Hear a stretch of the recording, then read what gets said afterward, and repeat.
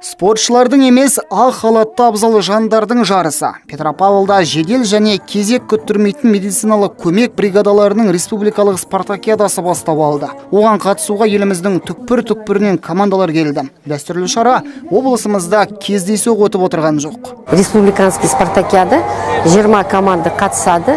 Біздің спартакиада 5-ші рет өтіп жатыр.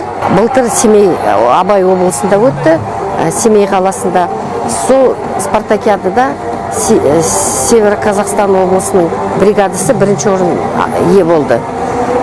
Біздің порядкіміз бойынша бірінші орын алған ауданда келесі спартакиаданы өткіземіз.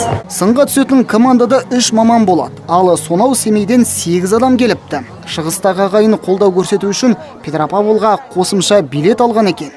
Өзіміздің командамызды дайындап алып келдік. Былтыр 20-ші жылы гран-при иегері болғанбыз. Мен дәрігер Ләззат Ерболовна, Самигулов Алмас, Ернар деген сияқты фельдшерлар мен қатысып гран-при ие болғанбыз. Өзіміздің командамызды жаттықтырып дайындап алып келдік.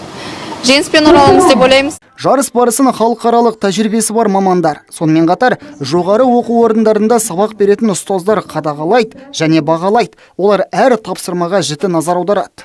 Бұл жарыс негізінен АСЛС дейміз, жаңағы ересектердің реанимациясы, және де балалардың реанимациясы, және нәрестенің реанимациясы бар. Сонымен қатар травма. ПТЛС дейміз, травмалық әртүрлік жарақат кезіндегі алғашқы көмек көрсету. Бұл жерде уақытқа да баға беріледі, және де міндетті түрде команданың бір-бірімен жұмысына, бір-бірімен жұмыс істей алуына баға беріледі. Қарсыластарымызды мықты деп бағалаймыз.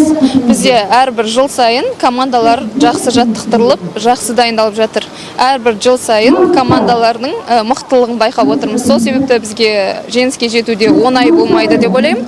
Бірақ өзіміздің командамызға сенеміз. Бұл жарыста тәжірибелі мамандар да, тәжірибесі аздау қызметкерлер де бақ сынайды. Олардың ұраны ең бастысы жеңіс емес, мүмкіндік сынау.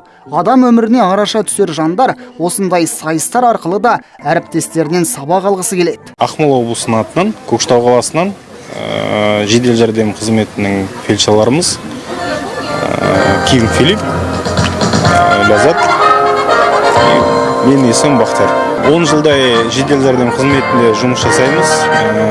Жұмыс уақытында алуан түрлі апаттарда кездесті. Байқауға алғашқы рет қатысуымыз. Сол көреміз. Бақ шауым. Республикалық деңгейдегі жарыс тамыздың 10 күні өз мәресіне жетеді. Жүлдегерлер ақшалай сыйлықтармен марапатталады. Байболат Бектемірұлы, Александр Янсен, МТРК.